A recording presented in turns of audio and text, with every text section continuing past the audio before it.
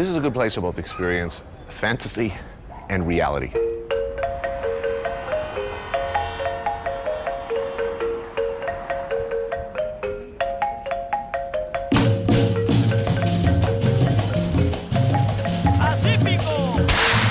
Beer, explosives, and food?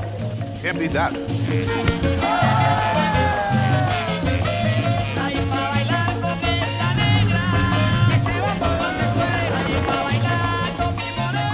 Well, gracias. So you just stand here in the street and random strangers bring you delicious foods. This is a great country. I took a walk through this beautiful world. Felt the cool rain on my shoulder. Found something good in this beautiful world. I felt the rain getting colder. Sha-la-la-la-la, sha-la-la-la-la-la, sha-la-la-la-la, sha-la-la-la-la-la.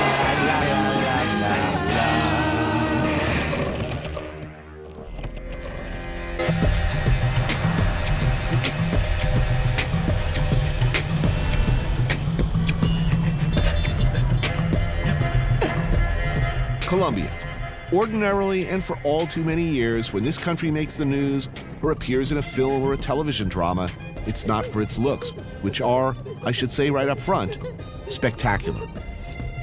It's not for its people, who are, everyone I've ever met anyway, warm, proud, generous, and fun. Or for its food, which is truly great. I don't know what this is, but it's good. Food in this country, excellent.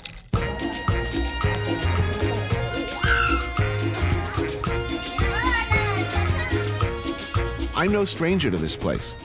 Generally speaking, it's a particularly vibrant mix of Spanish, European, Afro-Caribbean, and indigenous people. These are deep waters, my friends, that no news story or episode of Miami Vice has ever come close to navigating.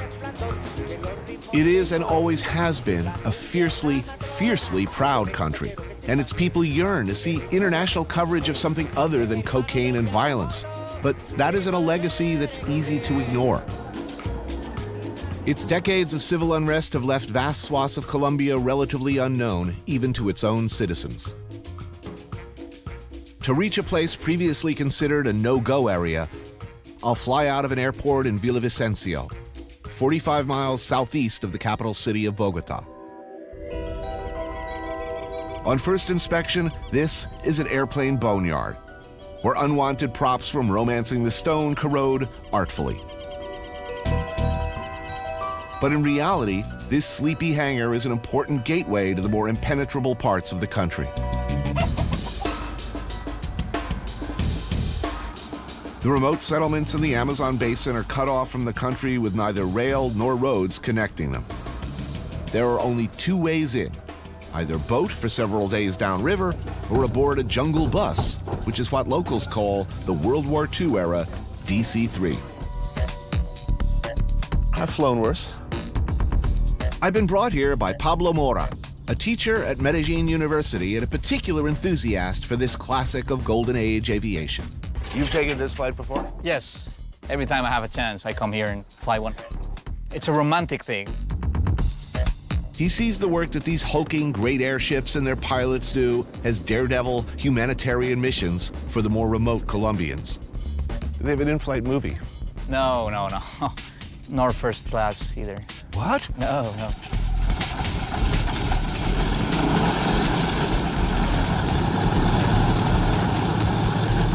The planes travel with their own mechanic to cobble together anything that might go wrong, and stuff can go wrong. The risk is that we'll be able to land but not take off again. So this guy is our return ticket out of the jungle.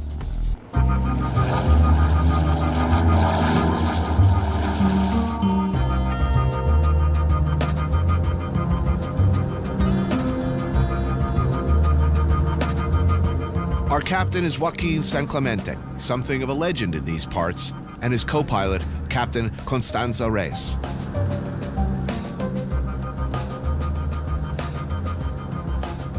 It's mystical, you know, and they develop this sensibility with the plane.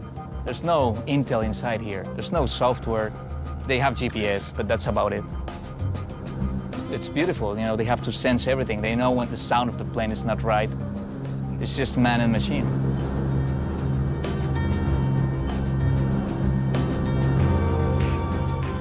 The weather is the big unknown around here. It's changeable enough to ground planes in remote places if they hang around for too long.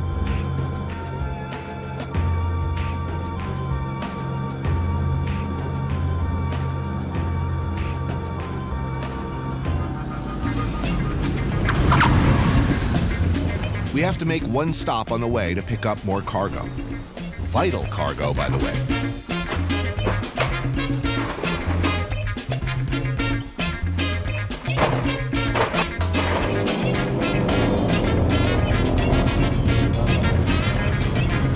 The land we're passing over is beautiful and lush, but the life for those below has been anything but.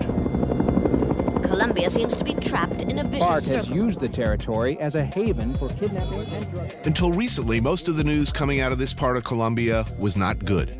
It was a front line in the war on drugs, for lack of a better term, and Colombia's long struggle with the FARC, a Marxist guerrilla force financed by drug trafficking, kidnapping, and covert assistance from Venezuela.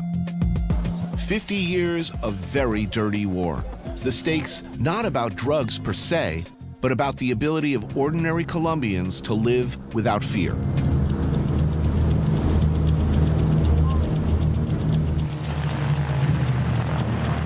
We land in the jungle outpost of Miraflores in the southern province of Guaviare in the Amazonian Forest Reserve.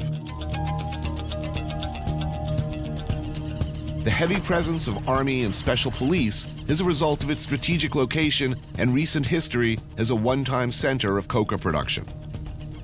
Farmers here would grow the stuff and make leaves into paste. Traffickers would come and buy it. The FARC had this area under its sphere of influence for years. 9 years ago, the government moved to expel the FARC, the traffickers, and any paramilitaries, with apparently much success. Overnight, however, its population shrank by 85%, and what remains struggles to survive.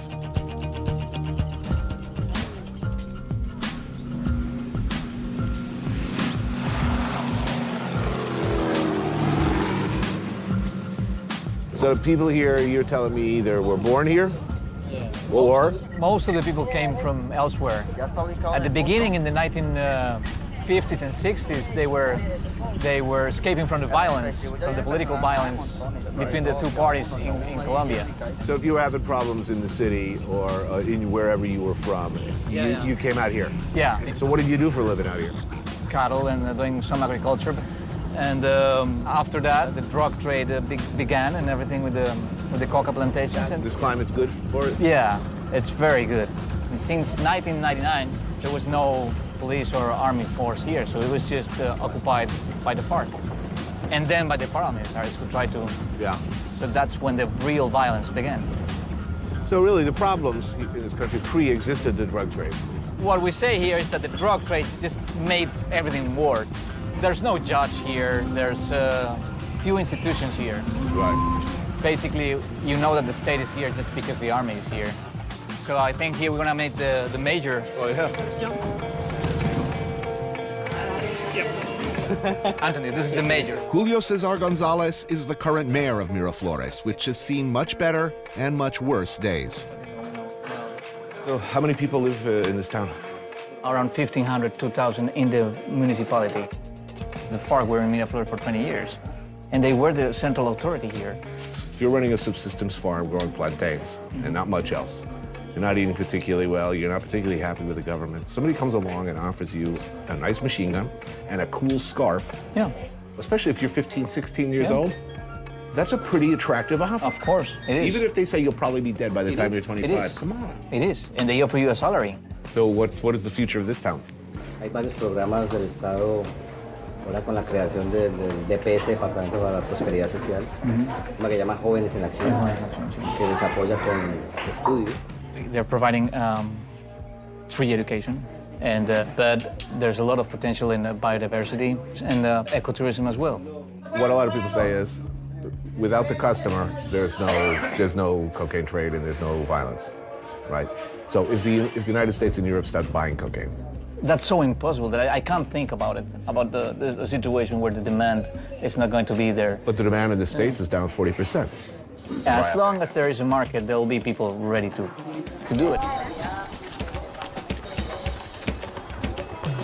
The United States spends how many billions of dollars a year paying for guns and uniforms, training, etc. Where should they be spending it? I would say that the help is very important, but more important is to end the war on drugs. It's just, it doesn't work. Here's my problem. If crack didn't exist, I would absolutely agree with you. But as a former coke addict and as a former crackhead, that is a problem.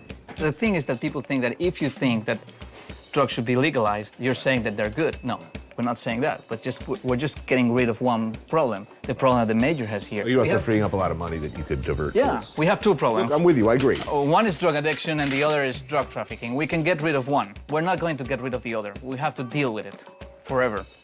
It's a beautiful country.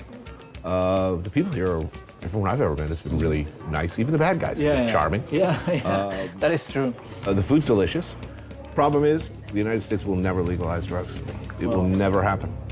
Complicated issues. Yeah. So the good people of this town can thank us for bringing in their fresh supply of coca, cerveza, coca. Think nothing of it, gentlemen. It was really our pleasure.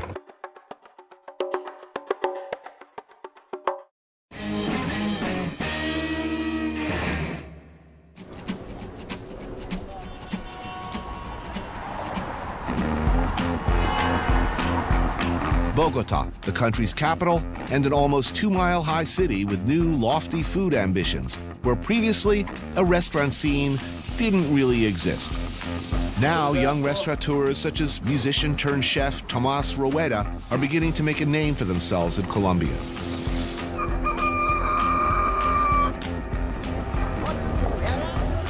Stop, please. This is Palo Quemao. This is one of the biggest markets in Bogota. I love this place. It's very beautiful, the colors. My mom come here to buy flowers, my grandma also. Did I mention that this city is over 8,000 feet up? Hence the altitude sickness I'm feeling. Not good. Tomas comes here a few times a week for an early breakfast, which I'm hoping will make me feel better. Palo Quemado Market has been running in one form or another since the 1940s. This place is huge. Want some juice? Yeah, what do you have? I love it, orange juice with carrot.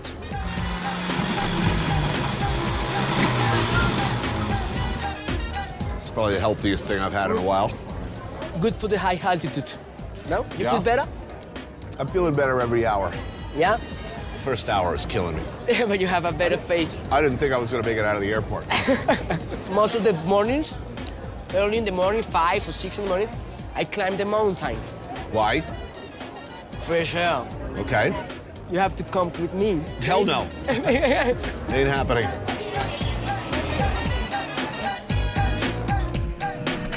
You wanna taste some arepa? This arepa is made with corn. Hola, 2 arepas, por favor. It's fantastic, I love it. Chao, pues.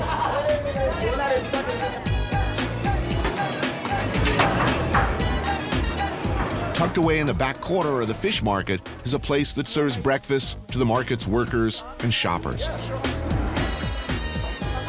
We're talking beef short ribs simmered in an oily broth with potatoes, salt, and scallions. Tomas swears by this stuff, a traditional breakfast soup from the Andean region. There we go. Te tengo. It's okay. Gracias. Do you like chile? I do. Gracias. Sí, el ajicito nada más. Yeah, now we're talking.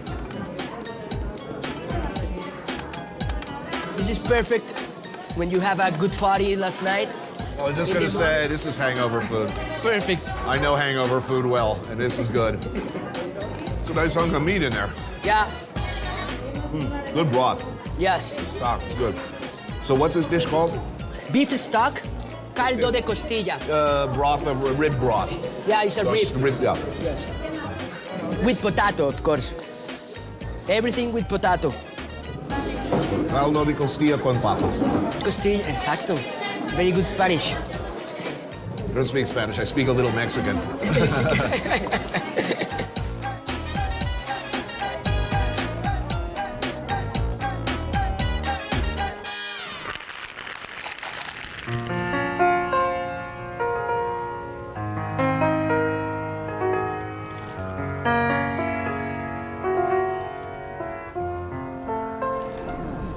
Bogota. Back in the 90s, a very dangerous and violent place to be. Today, not so much. Today, in my repeated experiences here, kind of awesome. La Candelaria is the recently renovated Old City, where I meet up with Hector Abad, distinguished author and one of the most important and supremely talented writers in Latin America. Hector's recent work, a memoir called Oblivion, is about his father, who was killed for his outspoken attempts to change things for the better. So, first of all, where are we? Puerto Falcao. This is a place where many Bogotanos come to eat something in the middle of the morning or in the middle of the afternoon. The tamales here are made with chicken and pork belly, combined with vegetables, rice, and masa, wrapped in a banana leaf and slow cooked for hours. This place has been serving chocolate completo to the politicians of nearby Plaza Bolivar for a couple of 100 years. Here are the tamales. It's beautiful. It is a thing of beauty, isn't it? Let's see if it is like my mother's. Oh, well, that's a high standard. I suppose it is not. I was just in Miraflores yesterday. Yes. What economy there was entirely drug-based economy. I mean, now the drugs are gone, there is no economy. It's a ghost town. It's a military and people sitting there staring at the space waiting for the beer to arrive, best I can understand. Tell me something hopeful. I think we are becoming more and more conscious that this past decades of violence have been absolutely useless, and that we have to change many things. So I think it's not as good as my mother's, I'm sorry. Well, it never is. If you remove cocaine from the equation, if you remove the drug trade as a financial engine, you would still have serious divisions over ideology here. Is that improving? Things are changing in a good direction, but very slowly, I think. You know, 10 years ago in Medellin, they killed 7,500 people every year.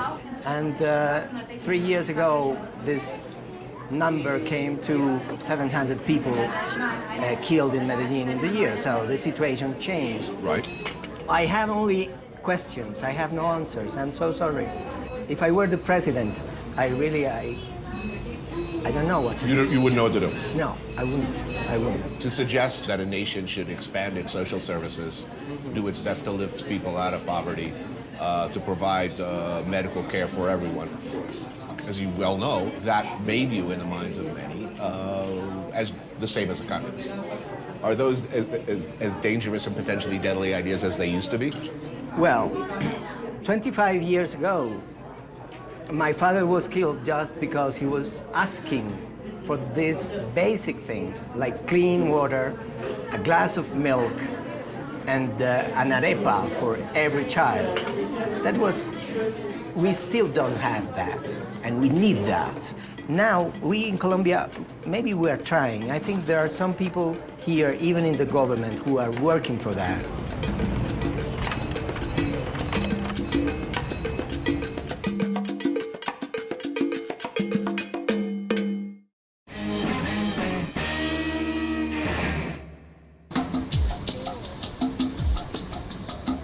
Bogota is the largest city in Colombia and the economic heart of the country.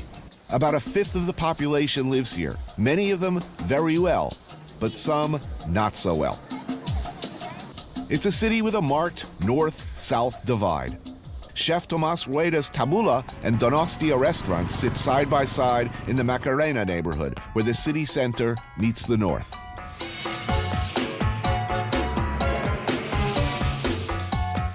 The lunch Tomas is serving us here at Tabula is defined more by high-quality fundamentals than by high-concept theories. If there's a theme here, it's that ingredients this good, meticulously prepared, are the essence of great eating. It's a beautiful space. So, how's the restaurant business in Bogota? It's a very good business. A lot of people with money, they don't know how to cook. Nobody cooks at home. Maybe their cook does, so they eat out a lot. Yeah, it's a new part of our culture. Everybody wants to go to restaurants. So 10 years ago, 15 years ago, what, traditional casual food? Yeah. A few fine dining, white tablecloth serving what, French or continental or Italian, but this is new. Yeah, it's a new stuff, it's a new business, it's a new world. But I think the two great values from Colombia food, the mixtures of the culture, yeah? Right. Black people, Indian people, white people. That mixture is beautiful. And the other one is all of this region, all the mountains, all the valleys, all the rivers, all the sea. We are like a big farm, a beautiful farm to send all these products to the world. I believe more in a beautiful carrot than a great recipe, yeah? Right.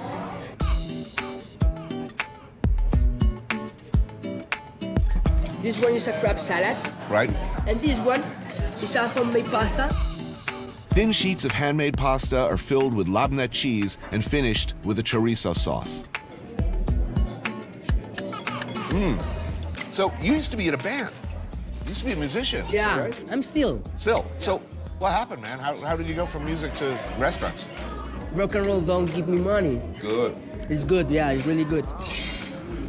Well, it's great that business is good because generally speaking, the only worse idea that I think I'll try to make a living making music is I think I'll make a living like opening a restaurant. I see why that's so popular. Good stuff. Thank you, Tony. Tomas's take on ossobuco uses beef shank instead of veal, which is braised overnight with vegetables, wine, and broth in a wood-fired oven. Oh, whoa! It's huge. Yes. Oh yeah. You don't need the knife, only with the spoon. You're right. Sorry.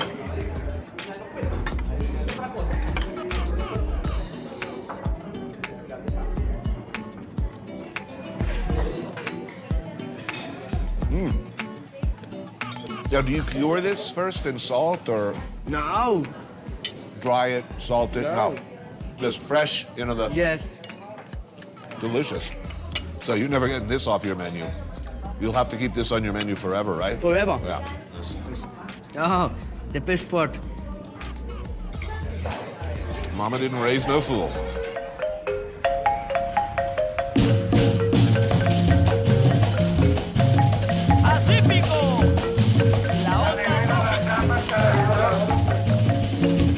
Santiago De Cali, or just Cali as everybody calls it in these parts, is a city in the southwest of Colombia known for its proximity to the Pacific coast and its semi-tropical temperatures. But I'm not really here for the climate. I'm here for tejo.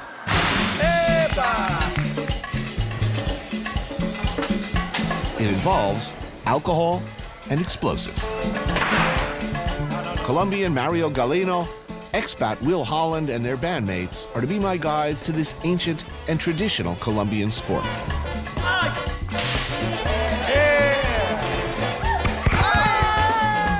Thanks, man. How do you play this game? I guess that's how it's done. What do you call this object? El tejo. El tejo. Tejo. Hence the name of this. Exactly, tejo.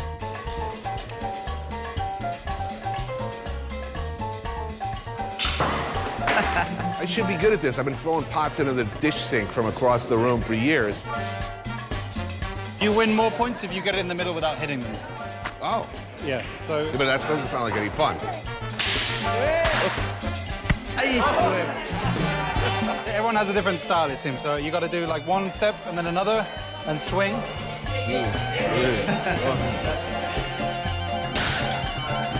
I didn't think that style's gonna work for me.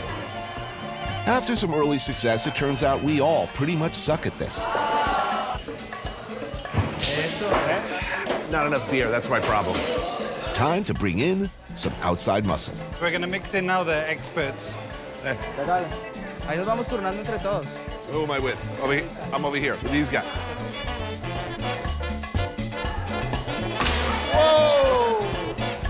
Tero por la ventana. See you on my team?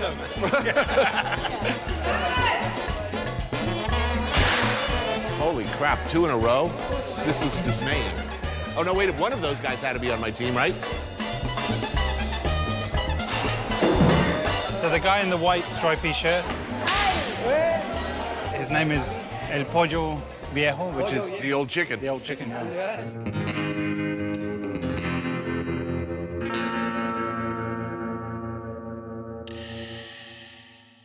I need a poultry name. He's calling himself the old chicken. I shall be the enormous cock. Chicken dude is killing it. Yeah, he's every time.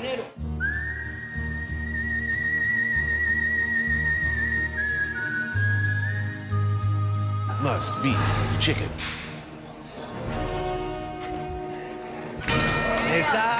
That's what I'm talking about. But I wanted something to blow up. Teja is hungry work, but the kitchen here is up to the challenge, making a Colombian picada. This is a huge selection of fried pork, pork rib, steak, cassava, potatoes, and deep-fried plantain. I smell food. Oh! Oh, thank you. Oh, that's good. You know, beer, explosives, and food? Can't beat that. Esta que es la papita criolla. Yes! Nice.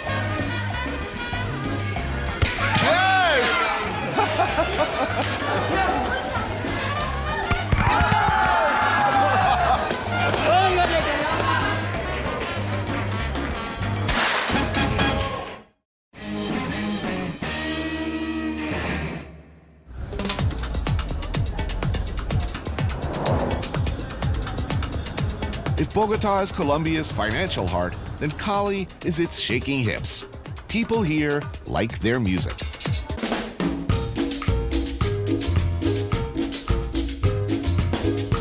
My Tejo buddies, Mario and Will, are the founders of a collective called Onda Tropica. Their idea was to reinterpret the tropical music heritage of Colombia. What often sounds like salsa in style is actually cumbia.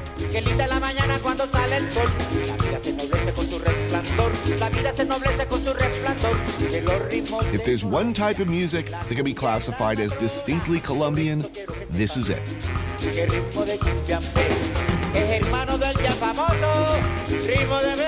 Cumbia draws on the music of the African, indigenous, and European mix that makes up the country. So Will and Mario created something a long way from the pop music that's a staple here. They brought together musicians who'd been famous on the cumbia scene in the 50s and 60s and matched them up with younger counterparts. As if the impressive amount of fried meat we ate at the Tejo Courts wasn't enough, we go for dinner at one of the band's favorite spots. The recording that we made, which we did for 3 weeks in Medellin, had 42 musicians, so it was a big sort of ensemble. And there were musicians from, well, I think the youngest was 25, maybe, and the oldest was 82. So, old school and new school mixed, is that an oversimplification? Yeah, that was the idea, like, so we can meet, not only doing music, but like also exchanging lots of like information about how music was made, how music was recorded, right. What was the spirit of the music. So that's the idea, it's to get back to the roots. First up, the Cali version of ceviche. Cooked shrimp slathered in mayonnaise, ketchup, and Worcestershire sauce. Essentially a 70s shrimp cocktail. Where? Native to the mangroves of the Pacific coast, the Piangue Mollusk is a staple used in everything from tamales to stews. So it's rice and like a concha, some kind of the mollusk. It's not a clam. It's like a rock mollusk, pretty much. It's delicious. Wow. So this is like pilau, specifically from the Pacific. This is pargo rojo, like red snapper. Steamed shrimp. Oh, very cool. And some nice green tomatoes. You always find them, patacones everywhere. Patacones is Plantain, like a big plantain. With all of this food, you have to accompany it with some ceviche. Yeah, I'm learning that. It's the best way to just handle this. From cane sugar. Yeah, cane sugar, like homemade. Like a rural firewater. So I'm just gonna take one right now. So, what are your favorite places in Colombia? Colombia is like 5 countries in one. When you come to Colombia, you definitely have to go to some Pacifico experience. It either would be in Cali or go straight to the coast. You have to have like an Atlantic or Caribbean experience, Rio Hacha. You definitely have to have like a mountain experience, which would be like Medellin or Bogota. Right. Another would be like just go to the Amazon, you know, like just go to the jungle and just check out what's going on there. So I'm planning a vacation. Yeah. Should I come to Colombia? Should I come to Cali? Most definitely, man. Like, you will find great music, great partying, great food, beautiful views, beautiful nature around. Yeah. Look, the country's beautiful. We know this, okay? But most Americans, they're afraid to come. Is Colombia any more dangerous for a tourist than Rio or Puerto Rico or... South Central. I mean, my impression is no. You know, when you go to Rio, you don't wear a big watch, you don't wear an expensive suit, you don't behave like an idiot, and life is going to be good. Like, maybe I've been lucky, but I've never been either mugged or kidnapped or robbed. Most people will tell you, like, we had an amazing time. We heard some great music. We met some beautiful girls or guys. We drank some great drinks. And we just hung out and we went to the beach and it was great and we want to come back, you know? I mean, there's a lot of heart here. People feel very, very deeply about things. It is the most welcoming country in Latin America that I've been. Salud, salud, salud, salud, salud.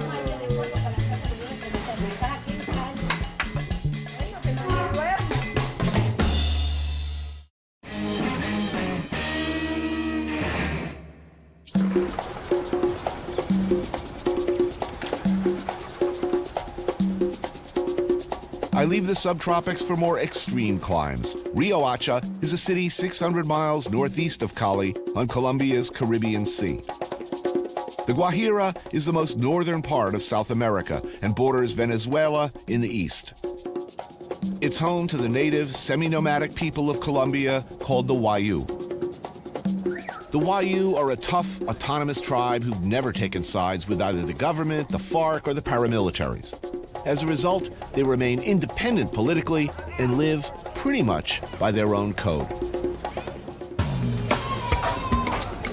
I'm meeting Juan Pablo Mayorga, a chef from Bogota who comes to this spot on a regular basis. This is not another country. This is Colombia, but it's a very different part of Colombia. The Guajira is a very rugged terrain, but it's desert.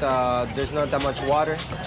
So that's part of why the Spaniards, they weren't able to colonize them. You've been coming here for some time. I became very interested in Guajira because I began dealing with fresh fish and fresh lobster, fresh shrimp, and for goat meat to take back to Bogota. Is it good? It's very good. Goats are important to the Wayuu as they're used for food, for bartering, and even as dowry payments. Rancho owners come to the old market in Rio Hacha to sell, slaughter, and cook goat in the mornings.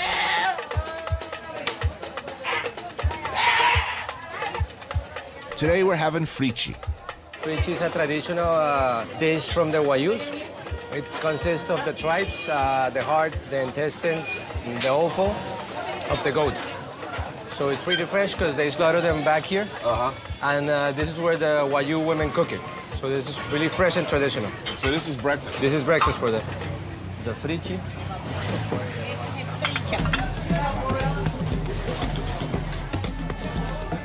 And there's a little bit of everything in there. Yeah. We have heart, we have a little bit of meat, of ribs.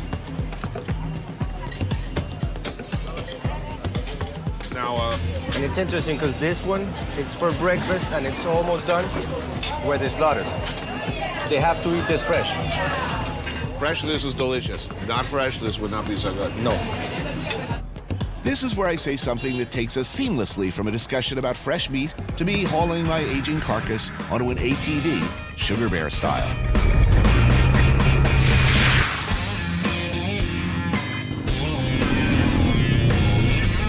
Tribal members of the Wayuu have dual citizenship and could cross the border into Venezuela to live or trade there whenever they need to.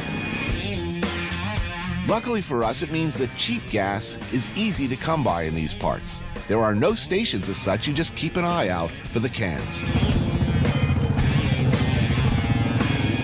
Most of this gasoline is from Venezuela. It's extremely cheap. I think it's like 50 cents a gallon. The government subsidizes a lot of it. They're able to buy Venezuelan gasoline and sell legally Venezuelan gasoline in Colombia. Having taken on as much gas as can be mouth-siphoned in one sitting, we're off again.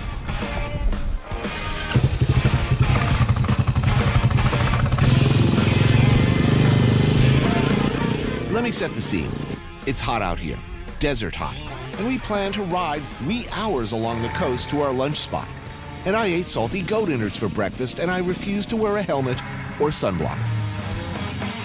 We avoid wild donkeys and goats and get lost more than a few times. So a little heat stroke leads to a lot of horsing around, and we decide to open these puppies up.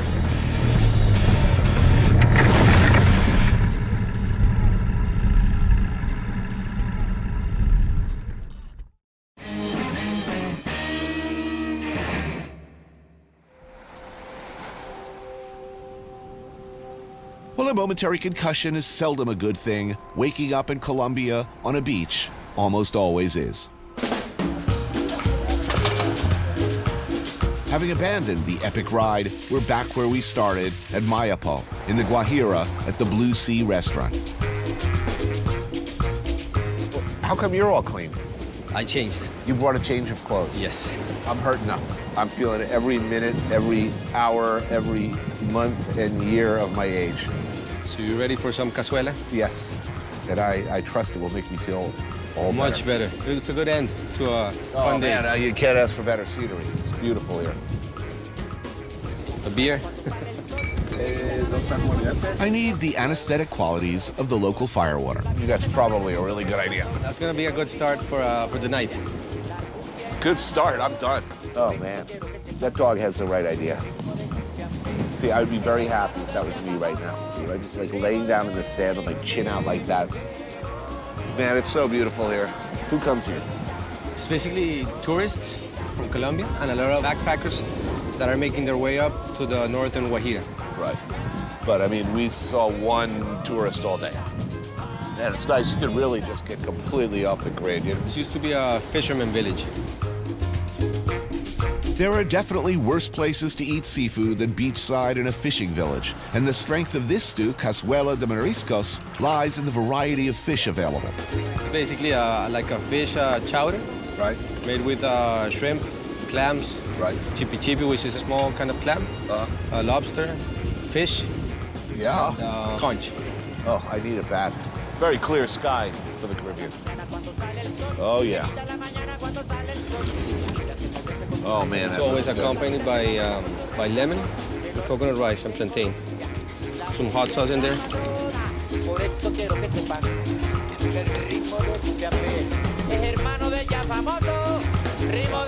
Some good food, a few shots of aguardiente, the sounds of waves in the background, a nice sunset. These are things, in my experience, that will set most things right. Thank you to Guajira. To Guajira and Colombia. Salud, cheers.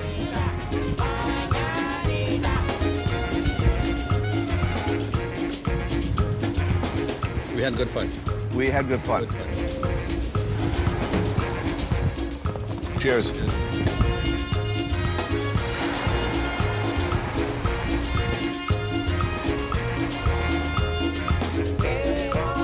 I always find Colombia encouraging. They face problems more extreme and seemingly more intractable than many of us can imagine. And yet, every time I come here, it gets better. Don't get me wrong. Problems, serious problems, remain, which is particularly heartbreaking in a country So beautiful, so generous, so proud, so eager to love and be loved back. I come back to my own country from Colombia and I think, if they can fix that, if they can make things better, then surely there's nothing we can't do. For now, however, I'll settle for fixing my headache. That hurt.